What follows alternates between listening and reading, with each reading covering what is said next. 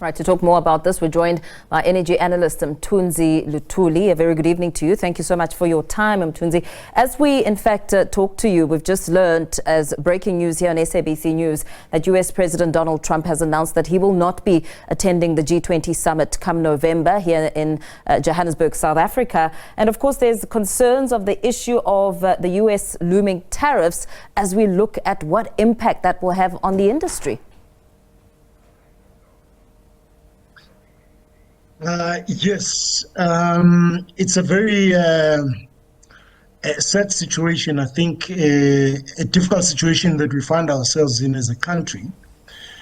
But I think what we need to do is that we need to play to our strengths. We do have certain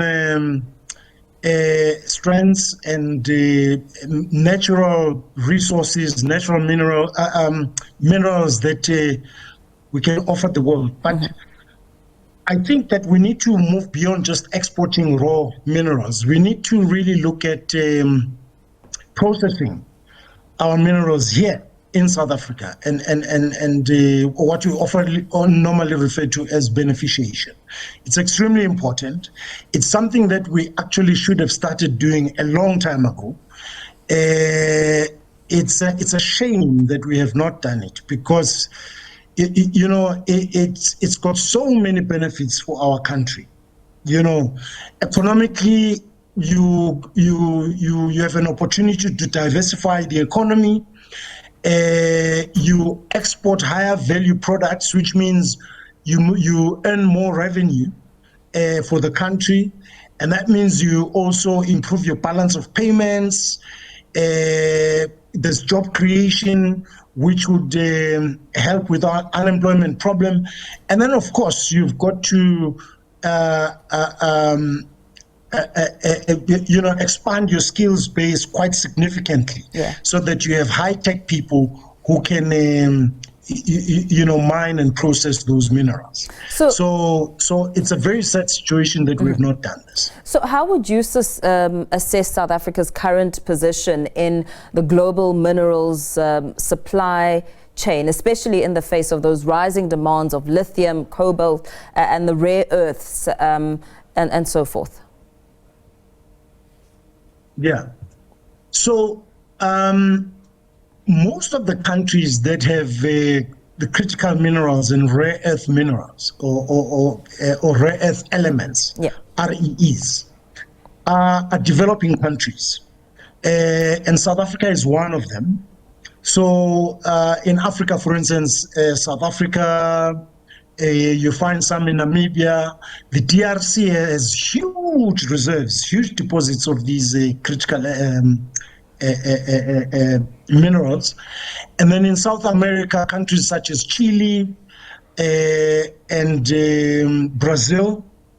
And then you've got countries like Ukraine also. Ukraine has 22 of the 34 critical elements. So we're well positioned to realize some value for our country. So how effective do you think South Africa's emerging framework for governing critical minerals will be in promoting inclusive growth and sustainability as we look at the current challenges? Look, the first thing that we need to do is we need to have a properly thought out strategy as a country, okay? And the strategy has to be quite comprehensive, because what you need is you need to look at the minerals in which you can have a competitive and comparative advantage, okay? And then you focus your initiatives around those minerals. So you make sure that you develop the skills that you need. Your education programs at universities and technical colleges have to be aligned to that.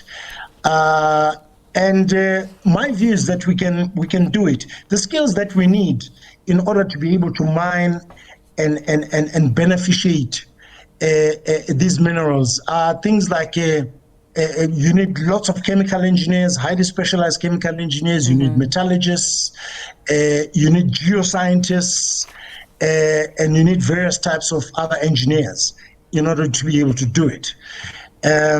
So that strategy as a country at the moment, we simply don't have. And I think the other thing that we lack, which is the starting point, in fact, is the political will to do it. It's not there. And we have a lot of work to do. But if we do it, we will definitely benefit hugely.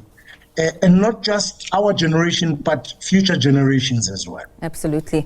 And very lastly, as you talk about the willpower, there's of course thoughts around how critical South Africa's mineral resources will be in supporting global transition to clean energy technologies like electric vehicles, batteries, and renewable energy infrastructure. Yes, it will be a huge contribution to that.